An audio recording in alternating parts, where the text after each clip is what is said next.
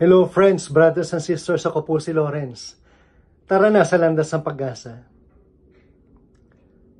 Ang ating ebanghelyo sa araw na ito ay mula sa sulat ni Matthew chapter 9 verse 35 and chapter 10 verses 1, 5a and 6 to 8. Kapatid, madali ka bang maawa sa mga nakikita mong umiiyak, nalulungkot o nangangailangan ng kung ano man sa iyong paligid? Marami sa atin ang nakakaramdam ng awa o habag sa mga namamalimos, yung mga may kapansanan na nakaupo o nasa sulok ng ating mga dinadaanan, o yung mga nakikita natin nagdadalamhati dahil sa mga pinagdadaanan nila sa kanilang buhay. Ngunit ang isa pang tanong ay, kung ikaw man ay maawa, paano ka tumutugon? Maganda ang mensahe ni Jesus sa ating ebanghelyo sa araw na ito. Sinabing siya ay naglilibot sa mga bayan at nayon, nagtuturo, nagpapahayag ng mabuting balita, at nagpapagaling ng bawat karamdaman. Ngunit ang pinakamahalaga sa lahat ay ang kanyang damdamin. Nang makita niya ang napakaraming tao, si Jesus ay nahabag sa kanila, sapagkat sila'y lito at walang patutunguhan, para mga tupang walang pastol. Ang kanyang pagkahabag ay damdamin na nanggaling mula sa kaibuturan ng kanyang puso, isang matinding awa na nag-uudyok sa kanya upang kumilos. Kaya't ito ang unang paalala sa atin ni Jesus. Hindi lamang ang maawa, kundi ang mahabag. Ang habag ay hindi lamang pakikiramay.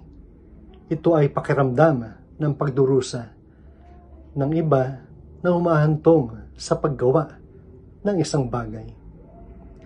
Ito ang unang katangian na dapat nating taglayin bilang mga tagasunod ni Kristo. Ngunit sa pagkilos ni Jesus, nakita niyang napakarami pang dapat tulungan, mga nangangailangan.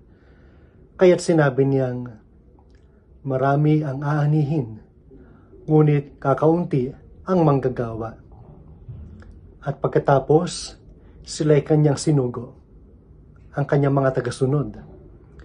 Binigyan sila ng kapangyarihan at ng misyon. Sinabi niya sa kanila, humayo kayo sa nawawalang mga tupa ng sambayanan ng Israel. At sa inyong paghayo, ipangaral ninyo ang mabuting balita. Pagalingin ninyo ang mga may sakit, buhayin ang mga patay, linisin ang mga ketongin, palayasin ang mga demonyo. Tumanggap kayo ng walang bayad, magbigay din kayo ng walang bayad.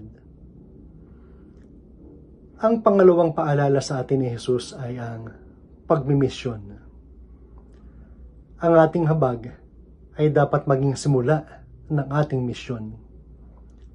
Ang bawat isa sa atin ay sinugo upang maging kamay, paa, at tinig ni Jesus sa ating mundo.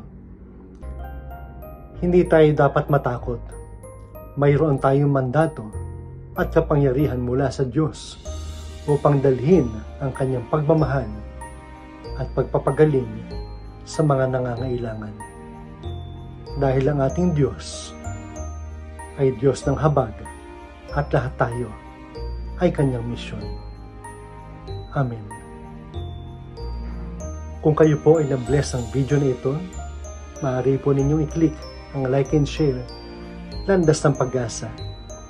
Muli ako po si Brother Lawrence Quintero. Maraming salamat. God bless po sa inyong mga pamilya.